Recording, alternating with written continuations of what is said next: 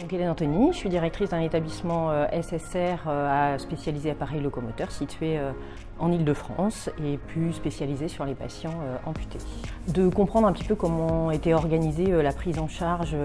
des maladies chroniques et plus spécifiquement s'il existait ou pas un secteur de soins de suite et de réadaptation au Québec. Oui, il a correspondu à mes attentes et il m'a aussi permis d'avoir d'autres éclairages parce qu'on découvre évidemment d'autres choses plus sur les maladies chroniques qui ne sont pas forcément le cœur de l'activité de l'établissement, mais ça ouvre des horizons et c'est toujours très intéressant de confronter l'expérience étrangère, mais aussi de confronter avec les autres collègues puisque ça nous permet d'échanger sur les différents métiers de chacun et les différentes activités.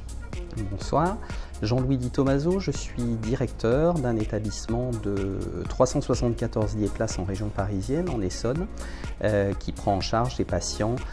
donc en court séjour de médecine, en soins de suite et de réadaptation, en pneumologie, cardiologie, médecine maladies infectieuses, oncologie et hématologie.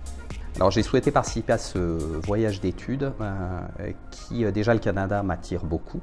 et ce voyage d'études me permet d'avoir une vision sur le système de santé québécois et qu'est-ce qui pouvait être retranscrit facilement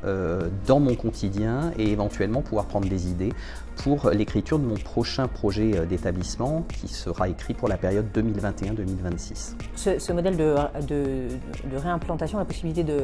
d'avoir quelque chose de vraiment nouveau, ce qu'on a vu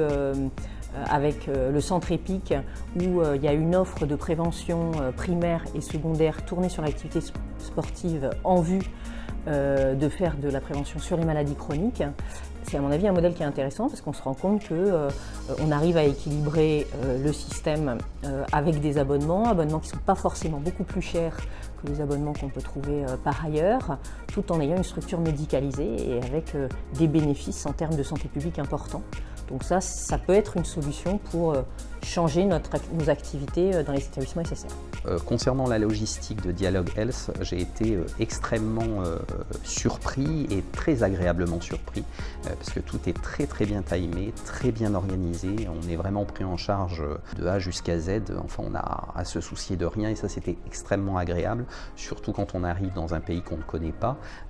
Donc tout était vraiment millimétré et j'ai trouvé ça extrêmement bien. On était vraiment très bien situé, un hôtel qui a permis de pouvoir se promener le soir, des restaurants choisis à la perfection où à la fois on a pu échanger entre nous et profiter de très bonnes tables, donc un très bon moment, très convivial. C'est très intéressant de toute façon d'aller s'ouvrir vers l'extérieur et de prendre ce temps pour prendre du recul sur sa pratique et trouver d'autres solutions, d'autres idées pour essayer de repartir encore plus motivé qu'avant. Je crois qu'on a vraiment à apprendre du pays dans lequel on va, mais également pouvoir échanger avec ses collègues. Et ça, je trouve que c'est extrêmement riche d'enseignement, puisque ça permet à la fois d'échanger sur nos pratiques en France, entre collègues, et à la fois effectivement de nous comparer au système de santé québécois en l'occurrence.